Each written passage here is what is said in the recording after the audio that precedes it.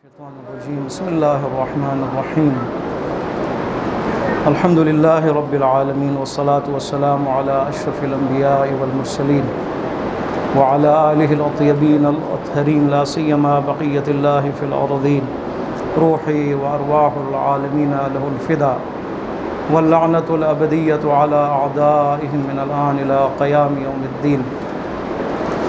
أما بعد فقد قال الله تبارك وتعالى في كتابه المجيد وفرقانه الحميد وقوله الحق أعوذ بالله من الشيطان الرجيم بسم الله الرحمن الرحيم ولله المشرق والمغرب فأينما تولوا فثم وجه الله إن الله واسع عليم. وقالوا اتخذ الله ولدا سبحانه بل له ما في السماوات والأرض كل له قانتون بديع السماوات والأرض وإذا قضى أمرا فإنما يقول له كن فيكون.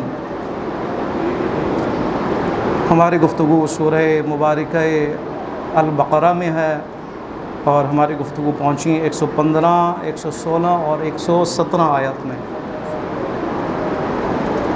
خداوند متعال ان 3 آیات میں ارشاد فرما رہا ہے مشرق و مغرب صرف اللہ کے لیے ہے.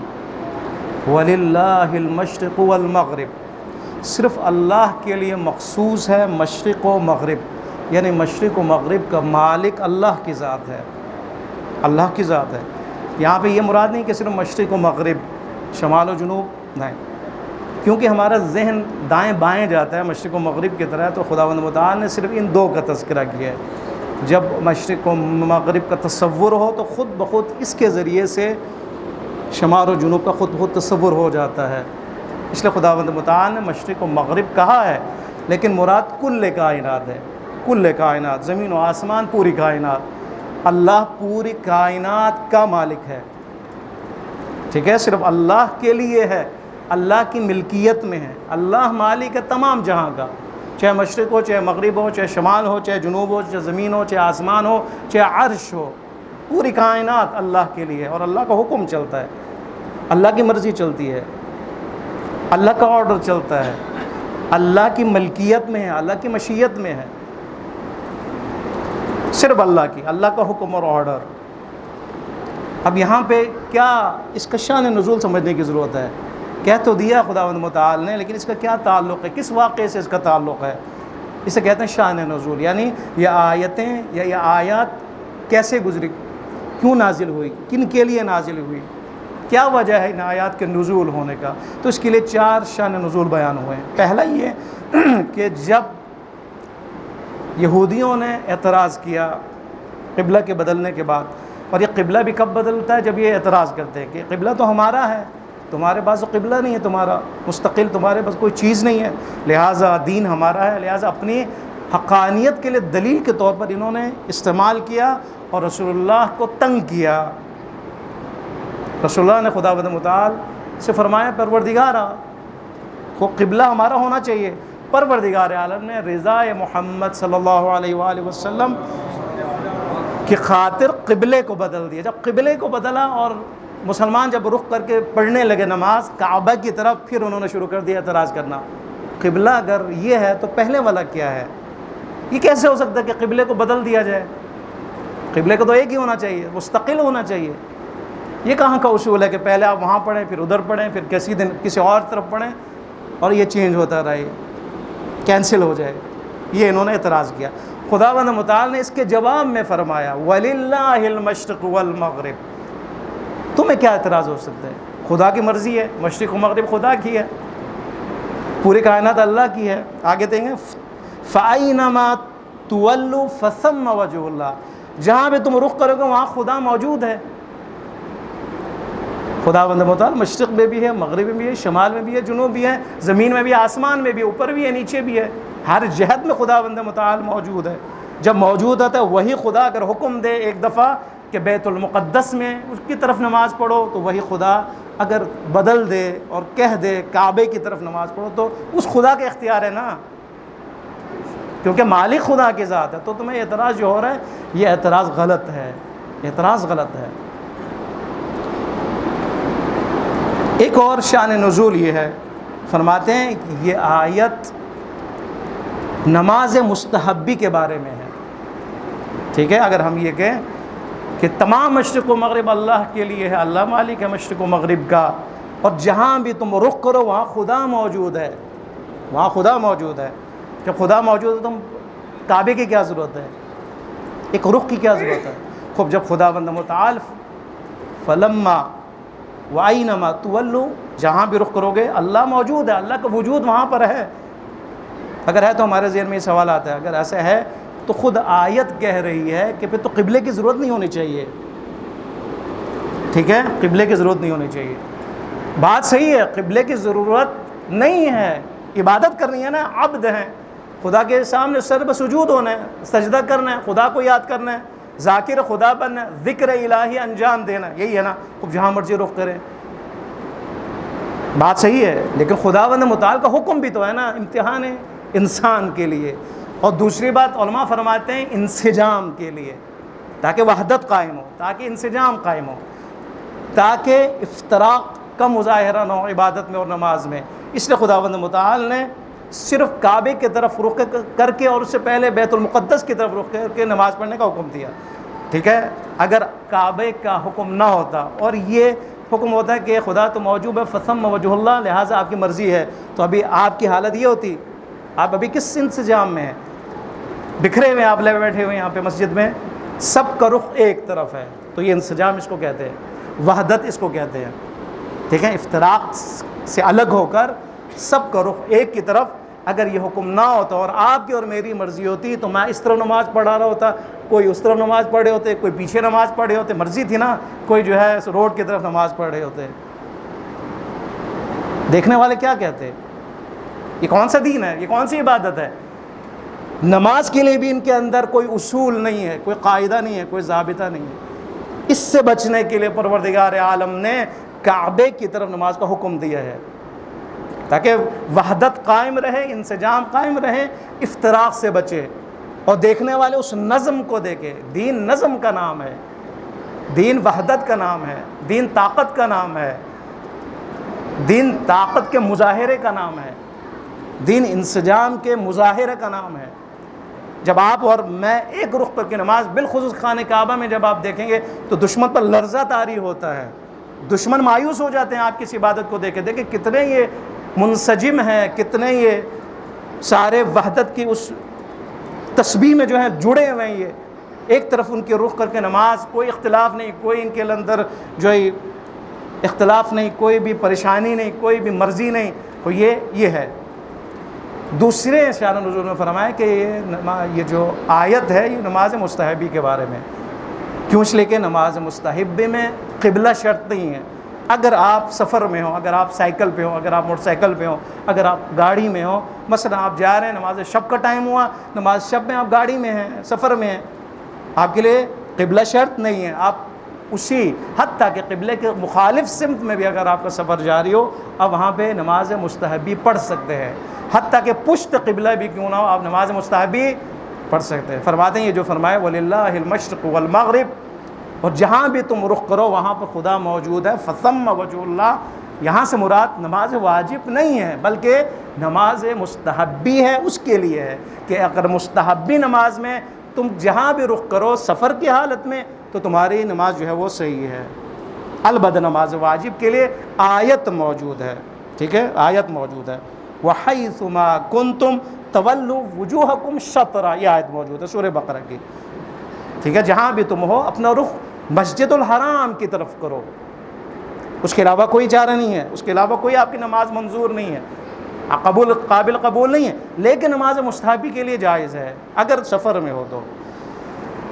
البتہ نماز واجب میں بھی بعض اوقات اگر انسان مجبور ہو تو قبلے کی طرف رخ نہ ہو تو اس کی نماز صحیح ہے۔ مثلا مریض ہے، مریض اس کی یادداشت صحیح نہیں ہے، وہ جو ہے اس کی ہمیشہ یہ ہے کہ وہ بھول جاتا ہے اور بھولے میں وہ نماز پڑھ لیتا ہے، نماز فلاں نماز کس کی طرف، مثلا قبلے کے رخ کے خلاف، تو کہا گیا کہ اس کی نماز صحیح ہے۔ اس طرح ایک شخص جو ہے وہ نماز پڑھا ہے، شدید خوف ہے اور خوف میں نماز کی بھی کا ٹائم بھی کم ہے اور اس کو نہیں پتہ چل رہا قبلے کا، تو اس نے نماز پڑھ لی، اس کی نماز صحیح ہے۔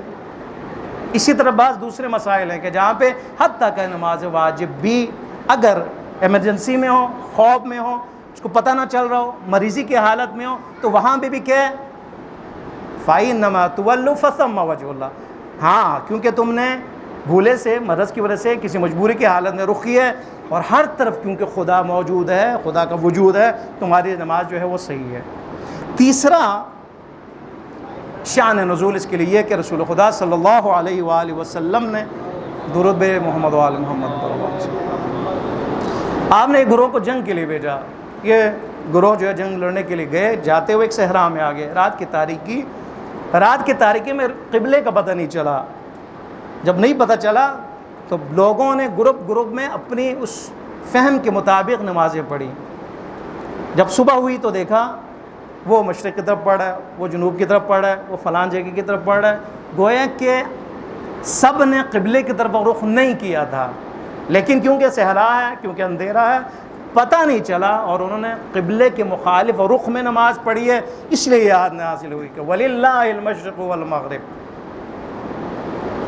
مشرق و مغرب اللہ کے لیے، فَإِنَّمَا تُوَلُّوا فَثَمَّ وَجْهُ اللَّهِ، اور جہاں بھی تم رخ کرو گے وہاں اللہ موجود ہے۔ ان اللہ واسع علیم، پروردگار عالم کا لطف وسیع ہے۔ ٹھیک ہے، مجبوری میں نہ جانتے ہوئے کیا تو خدا کا تو لطف وسیع ہے، خدا کی رحمت تو وسیع ہے، خدا کی شفقت تو وسیع ہے، خدا کی مہربانی تو ایسا تو نہیں ہے نا پروردگار وہاں پہ کہ نہیں میں قبول نہیں کروں گا، نہیں، واللہ واسع علیم، اور خداوند متعال جانتا ہے کہ یہ کس مجبوری میں نماز پڑھ رہا ہے۔ پروردگار عالم جانتا ہے کہ کس نیت سے نماز پڑھا ہے، پروردگار عالم جانتا ہے کس سرزمین پر کس رخ کی طرف نماز پڑھا ہے۔ بہت ہی اہم ہے یہ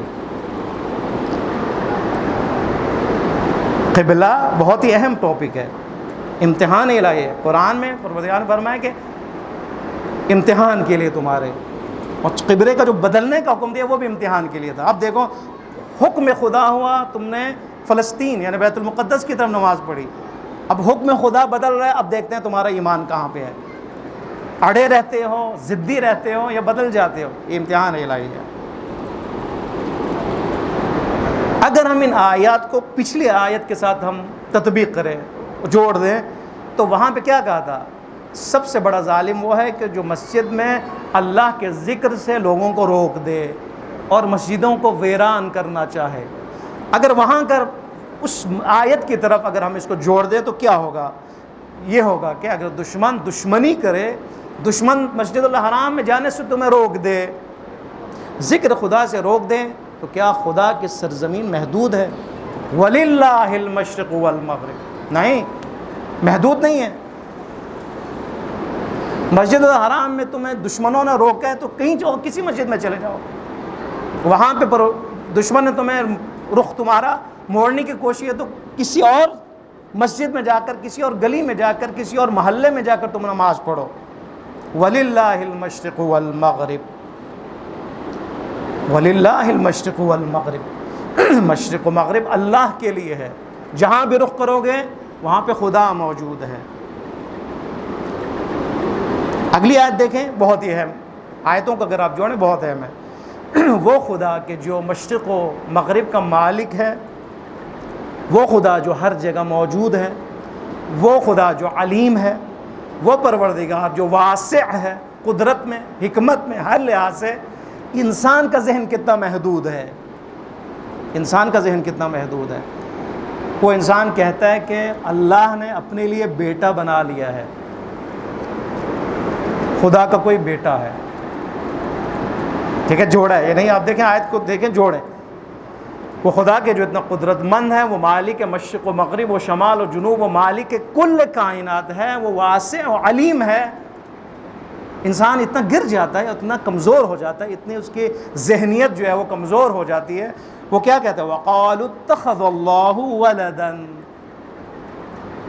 وہ لوگ کہتے ہیں ان میں تین شامل ہے، خود یہودی شامل ہیں، عیسائی شامل ہیں، مشرکین شامل ہیں، سارے شامل ہیں۔ قرآن مجید سورہ توبہ 30 نمبر آیت کی روح سے اس کے مطابق تینوں شامل ہیں۔ وقالو، یہ کہتے ہیں کہ اللہ نے بیٹا اپنا لیا ہے، اپنے لیے بیٹے کا انتخاب کیا، یعنی خدا کا بیٹا ہے، کہ فرمایا خود خدا نے سبحانہ، خدا مبرہ ہے اس سے، خدا کے اندر یہ نقص نہیں ہے، خدا محتاج نہیں ہے بیٹے کا، خدا جو ہے منزہ ہے کہ اس کے لیے بیٹا ہو، خدا کو بیٹے کی ضرورت نہیں ہے، خدا کو اس چیز کی ضرورت نہیں ہے۔ بیٹا کیوں ہوتا ہے؟ تاکہ نسل آگے بڑھے۔ اولاد کی کیوں ضرورت ہے؟ کہ انسان جو ہے وہ کبھی ضعیف ہو جاتا ہے، محتاج مند ہو جاتا ہے، محتاج ہو جاتا ہے، ضرورت مند ہو جاتا ہے۔ پہلی بات اس کو نسل کی ضرورت ہے تاکہ اس کی نسل باقی رہے، اس کی یاد باقی رہے، یہی ہے نا۔ اس کے بعد وہ کمزور ہو جاتا ہے، ناتواں ہو جاتا ہے، سہارے کی ضرورت ہے اس کے لیے۔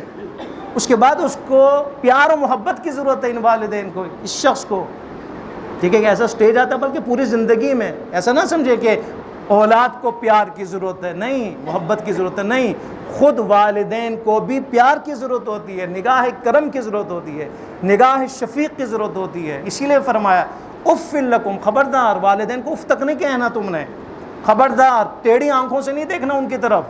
کیوں؟ اس لیے کہ محبت کی ضرورت ہے۔ اتنی مشقتیں برداشت کی ہے انہوں نے، تمہارے تکالیف برداشت کی ہے، تمہارا وجود ان کی طرف سے ہے، تمہارا رزق اہتمام وہ کرتا ہے، تمہارا رب صغیر وہ ہے، تمہاری تربیت کا اہتمام وہ کر رہے ہیں، تمہیں مسجد میں وہ لے کے جاتے ہیں، تمہیں عزاداری میں وہ لے کے جاتے ہیں۔ والدین کا حق ہے نا، پیار کی ضرورت ہے ان کو بھی، نگاہ پیار کی ضرورت ہے، محبت آمیز نگاہوں کی ضرورت ہے۔ خوب یہ کن کے لیے؟ انسانوں کے لیے۔ جب انسان صاحب اولاد ہو تو اس کو پیار کی ضرورت ہوتی ہے، خاص طور پر جو آخری مرحلے میں داخل ہو، جب وہ بڑھاپے میں ہو، جب وہ بچپنے کی طرف لوٹ جائے، تو وہاں پہ بہت زیادہ پیار کی بھی ضرورت ہے، سہارے کی بھی ضرورت ہے، اور محبت کی بھی ضرورت ہے۔ بتائیں، اللہ کے لیے ضرورت ہے، اللہ کے لیے نسل کی ضرورت ہے، نعوذ باللہ۔ اللہ کبھی ناتوان ہوتا ہے، نعوذ باللہ، وہ تو علی کل شیء قدیر ہے، اس کے لیے اولاد کی ضرورت ہے۔ لم یلد ولم یولد، وہ نہ بچے کی ضرورت ہے، نہ وہ کسی کا بچہ ہے، وہ اولاد ہے، وہ نہ اولاد کی ضرورت، نہ اولاد کا محتاج، نہ خداوند متعال کمزور ہوتا ہے، نہ خدا کے لیے پیار و محبت کی ضرورت ہے، محتاج نہیں وہ ہمارے پیار و محبت کا، وہ ہماری عبادت کا بھی محتاج نہیں، وہ خود رحیم و کریم ہے، وہ خود پیار فرماتا ہے۔ ہاں، اگر اس کے پیار اور محبت نہ ہو، لطف نہ ہو، کرم نہ ہو، شفقت نہ ہو، تو ہم باقی نہ رہے، ہمارا وجود باقی نہ رہے۔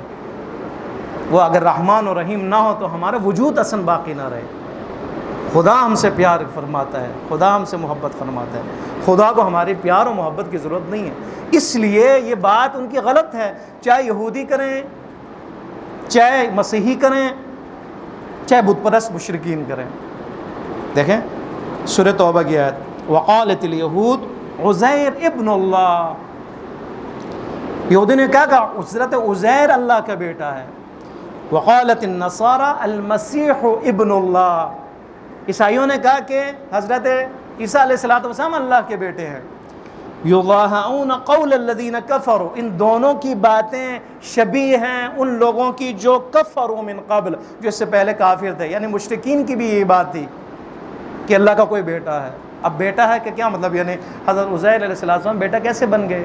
تو اس کے لیے ایک داستان ہے۔ حضرت عزیر علیہ السلام، حضرت سلیمان علیہ السلام، ظاہر بنی اسرائیل کے سب سے عظیم حکومت رکھنے والے پیغمبر، ان کے بعد یہودیوں کا زوال شروع ہوا ہے۔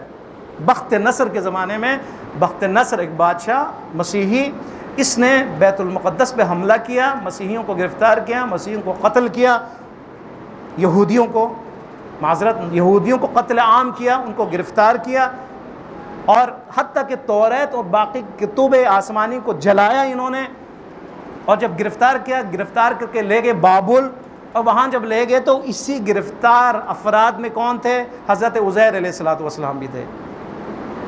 اس کے بعد حضرت عزیر علیہ السلام طبق روایات اور تاریخ 7 سال بعد آپ جو ہے وہ آزاد ہوتے ہیں، اور وہاں پر آزاد ہونے کے بعد جب آپ جاتے ہیں، جانے کے بعد قرآن سورہ بقرہ میں اس داستان کو ذکر کیا کہ حضرت عزیر کا گزر اپنی اس بستی میں ہوا کہ جہاں پر خود اس بخت نصر نے ظلم کیا تھا، اس آبادی کو تہس نہس کیا تھا، وہیں سے گزرے، دیکھا آبادی خراب، ویران، دیوار گرے ہوئے، چھتیں اس کے اوپر گری ہوئی ہیں، وہاں پہ حضرت عزیر علیہ السلام نے کیا کہا، پروردگارا تو کیسے ان کو زندہ کرے گا؟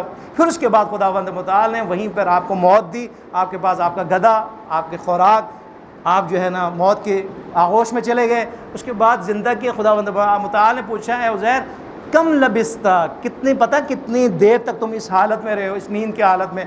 فرمایا کہ میں تو یوم او بعض یوم، کچھ دن یا آدھا دن یا ایک دن یا آدھا دن رہوں۔ پروردگار عالم نے فرمایا 100 سنہ، تم 100 سال کے لیے تم مر چکے تھے، 100 سال کے لیے۔ یہ حضرت عزیر ہے، وہ حضرت عزیر کے جسے اللہ نے نشانی عطا کی، یعنی جن کو گواہی دی۔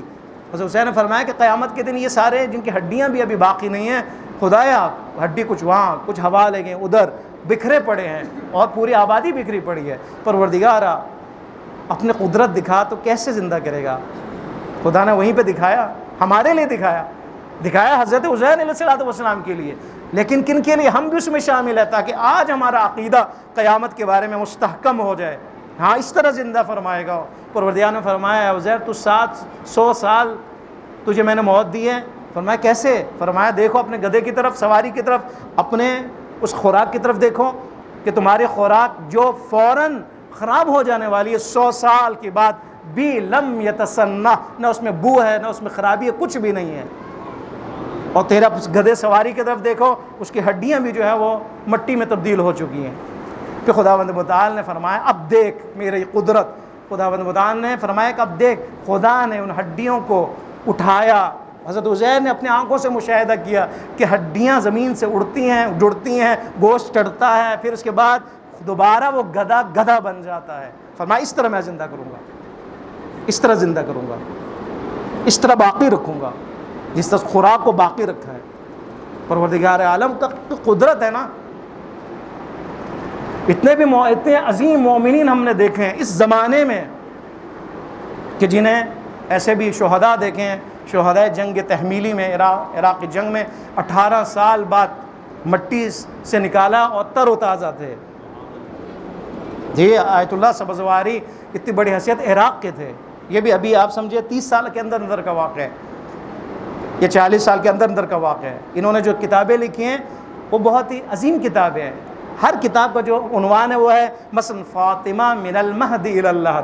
اس کتاب کا جو عنوان ہے یہ ہے کہ مثلا فاطمہ گود سے قبر تک، محمد گود سے قبر تک، اس طرح کے عنوانات ہیں۔ انہوں کی وصیت دی کہ جب میں مروں تب میری اس کتاب کو، جس میں فضل فاطمہ الزہرا سلام اللہ علیہ کے اوپر میں نے لکھا ہے، میرے سینے پہ رکھنا ہے، سینے پہ رکھنا ہے۔ یہ رکھا، قوم المقدس میں دفن ہوئے، ہم نے وہ دیکھا ہے، وہ جگہ بھی دیکھی ہے۔ دفن ہونے کے بعد ان کی وصیت تھی کہ جب بھی مثلاً کوئی ایکسیڈنٹ ہو جائے، کوئی بھی چیز ہو جائے، نکالنا پڑے اور مجھے نکال دیا جائے تو مجھے آپ نے کربلا میں دفن کرنا ہے۔ کربلا میں حضرت معصومہ سلام علیہ کا کہ جو حرم ہے اس کو ایکسٹینڈ کرنا تھا، تو انہوں نے آبادیاں گرائیں، ساتھ ساتھ اس قبر کو بھی جو ہے نبش کرنا پڑا، نکالنا پڑا، لوگوں نے نکالا۔ اس کی ویڈیو موجود ہے، ویڈیو کاظم، آیت اللہ کاظم، اب آگے ان کا جو تخلص ہے میرے ذہن میں نہیں ہے، سبزواری ہے یا کوئی اور ہے، آیت اللہ کاظم ہے فلانا ہے، وہ آڈیو موجود ہے۔ جب انہوں نے نکالا تو دیکھا تر و تازہ 100%، وزن وہی 18 سال کے بعد بھی، 18 سال کے بعد بھی وہ کتاب اسی حالت میں موجود ہے۔ وہ قبر کے جس میں ہوا کا گزر نہیں ہے، وہ قبر کے جس میں حبس ہے، جہاں پر ہر چیز ہے، جہاں پہ آکسیجن نہیں ہے، کیا ہونا چاہیے؟ فطری طور پر کتاب بھی خراب ہو اور جسم بھی خراب ہو، لیکن وہ خدا کتنا قدیر ہے کہ جو انسان کو تر و تازہ بھی رکھ سکتا ہے۔ بہت اہم ہے، یہ آپ اور میرے لیے بھی ہیں۔ کہا گیا کہ اگر کوئی شخص نماز شب پڑھے اور وہ شخص کے جو جمعے کو غسل جمعہ بدستور اپنے زندگی کی عادت بنا دے، روز جمعہ کو غسل جمعہ اور نماز شب، خداوند متعال قبر میں بھی اس کو گلنے نہیں دیتا۔ ہاں، ہوا کو حکم، حشروں کو حکم، ان حیوانات کو حکم، قبروں کی مٹی کو حکم، خبردار یہ میرا بندہ ہے، اس نے اپنے جسم کو میری اطاعت میں گزاری ہے، خبردار۔ نماز شب میں سارے سو جائے کرتے تھے، یہ اٹھتا تھا میرے لیے، سجدہ کرتا تھا میرے لیے، خبردار۔ جمعے کے دن یہ وہ غسل جو واجب نہیں تھا یہ اس کو انجام دیتا تھا اپنی طہارت کے لیے، تو کیسے ہو سکتا ہوں کہ اس کے جسم میں جو ہے وہ فنا ہونے دو؟ جسم آتا کہ جسم نے جانا ہوتا ہے، جسم نے مٹی میں تبدیل ہونا ہوتا ہے، جسم کی خاصیت ہے اس نے گلنا ہوتا ہے، 40 دن بعد کچھ اور حالات، پھر 1 سال بعد حالات، 10 سال بعد، آپ نے سنا ہوا یہ حالت۔ لیکن وہ شخص کہ جو مطیع اتنا ہو، طاہر اتنا ہو، خدا کے حکم کا پابند اتنا ہو، پروردگار عالم کے لیے شب میں، رات کی اس تاریکی میں جب سارے سوئے اپنے بستر کو چھوڑ دے اور نماز شب ادا کرے، اور جو حد تک کہ مستحب غسل بھی کرے، اس کے لیے خداوند متعال کی طرف سے یہ انعام ہے، یہ انعام ہے، آپ کے لیے بھی انعام ہے۔ فرماتے ہیں وقالوا اتخذ اللہ، انہوں نے کیا کہا؟ 6 مسیحیوں حضرت عزیر کو کیوں کہا انہوں نے؟ اس لیے کہ ان کی شخصیت تھی، آئے جیل سے آئے، اس کے بعد باہر آئے، آنے کے بعد انہوں نے جو کام کیا وہ کیا تھا؟ حافظ تورات تھے، یہ سینے میں جو ہے زبانی یاد ہے ان کو۔ اب ظاہر ہے کہا کہ انہوں نے ظلم کیا، کتابیں جلائی گئیں، انہوں نے دوبارہ تورات کو احیا کیا، زندہ کیا، لکھوایا۔ ان کی شخصیت بڑی، لوگوں نے ان کا احترام کرنا شروع کر دیا، تعظیم کرنی شروع کر دی، یہ تو احیا کرنے والے ہمارے دین کا۔ آخر میں غلو کی طرف چلے گئے اور کہا کہ یہ اللہ کا بیٹا ہے۔ پتہ چل گیا آپ کو یہ سفر غلو یہ ہے۔ آپ نہ کہیں کہ علی کیونکہ کعبے میں پیدا ہوں، اللہ کا بیٹا کس نے کہا؟ معرفت کی ضرورت ہوتی نا۔ حضرت عیسیٰ علیہ السلام کو انہوں نے کہا عیسیٰ ابن اللہ ہے، کیوں؟ اس لیے کہ عیسیٰ کی ولادت میں معجزہ ہے، ماں ہے باپ نہیں ہے، کہا اللہ کا بیٹا، اللہ باپ ہے۔ بعد میں معجزات، مردوں کو زندہ کرنا، فلان فلان، کہا یہ تو پھر اللہ کی پوری روح ان میں موجود ہے۔ پھر اس کے بعد خدا اپنے پاس لے گیا عرش پر، کہا یہ تو عرش پہ چلا گیا۔ ان کے بعد خدا کے ساتھ خاص تعلق ہے، جسمانی تعلق ہے۔ خدا نے فرمایا یہ جو قالو ہے نا، یہ جو سارے کہہ رہے ہیں نا، یہ غلط ہے۔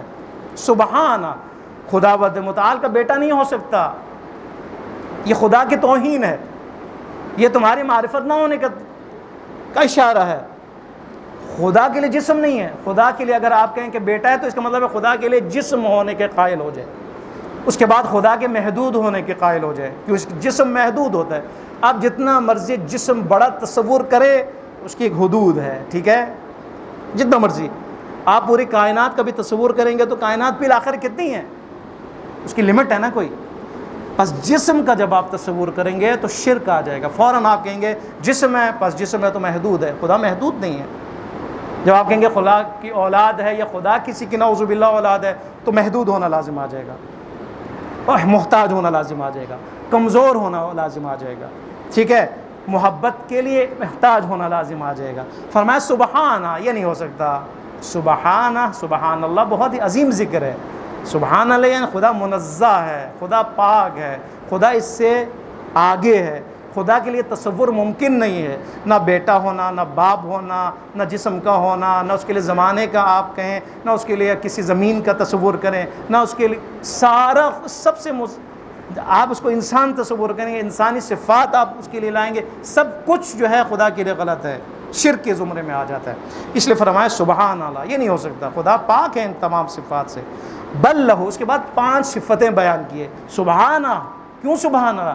خدا کے لیے کیوں ممکن نہیں ہے؟ جلدی سے آگے جاؤں، اس لیے کہ بل لہو ما فی السماوات والارض، آپ کہنا خدا کے لیے بیٹا ہے، وہ خدا تو زمین و آسمان کا مالک ہے۔ بل لہو ما فی والارض، جو کچھ بھی زمین میں اور آسمان میں ہے وہ کس کے لیے ہے؟ اس کا مالک کون ہے؟ پروردگار عالم کی ہے، آپ کی ذات مالک ہے۔ وہ مالک کائنات کے لیے بیٹے کی ضرورت ہے؟ اتنا چھوٹا بنایا آپ نے خداوند متعال کو۔ آگے کل لہو قانتون، خدا بیٹے کا محتاج ہے، ہر کائنات کا ذرہ ذرہ خدا کے سامنے خاضع ہے، مطیع خدا ہے۔ آپ کہہ رہے ہیں اس کی اولاد ہو، اس کی نسل ہو، اس کے بعد جو ان کی اطاعت کریں، ان کے لیے جو آسائش فراہم کریں، نعوذ باللہ ان کے لیے مدد کریں، نہیں، ہر کائنات کا ذرہ خدا کی خدمت میں ہے، خدا کا نوکر ہے، خدا کا غلام ہے، چاہے وہ زمین ہو، چاہے آسمان ہو، چاہے وہ پتھر ہو، چاہے نہر ہو، چاہے پانی ہو، چاہے ستارے ہوں، چاہے آسمانی بجلی ہو، چاہے ہوائیں، خدا کے مطیع ہیں نا۔ خدا نے حکم دیا، ہوا چلی، انہوں نے غارت کر دیا۔ خدا نے حکم دیا نوح کے زمانے میں پانی کو ابلو، اور وہاں پر جو ہے طوفان برپا ہوا۔ پروردگار کا حکم ہوا چڑیوں کو، ابابیل کو، جاؤ اصحاب فیل پر برسوں ان کو نابود کرو، تباہ ہوا۔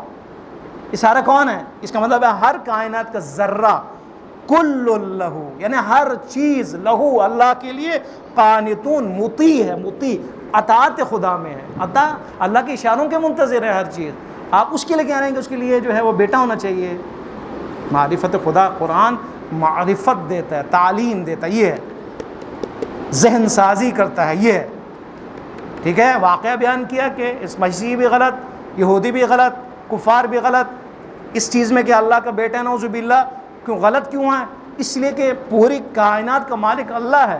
دوسرا، ہر ذرہ خدا کا حکم کے پابند ہے، اشاروں کا منتظر ہے۔ اس کے بعد بدیع السماوات والارض، تیسرا، خدا تو بدیع ہے، آسمانوں اور زمین کا خلق کرنے والا۔ بدیع کسے کہتے ہیں؟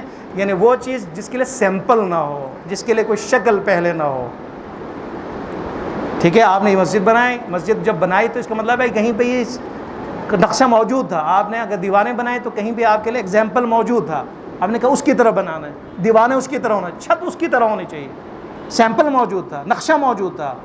بدیع یعنی وہ خدا کہ جو بغیر نقشے کے، حتیٰ کہ بغیر میٹیریل کے بناتا ہے۔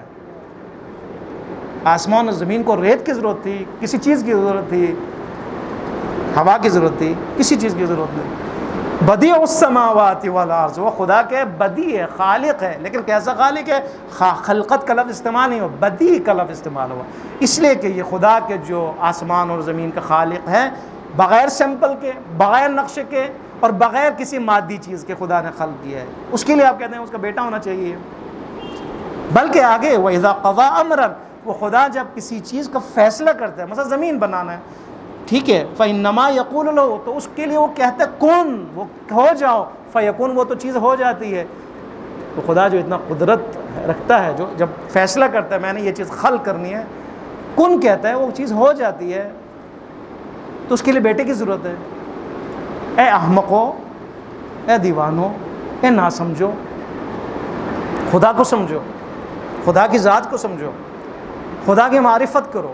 خدا کو سمجھو گے تو پھر عبادت میں مزہ آئے گا، ٹھیک ہے۔ خدا کی قدرت کو سمجھو گے تو پھر دعا میں مزہ آئے گا۔ خدا کے علم کو سمجھو گے پھر مناجات میں مزہ آئے گا کہ وہ تو ہمارے رازوں سے بھی واقف ہے، اس کو تو کہنے کی ضرورت نہیں ہے۔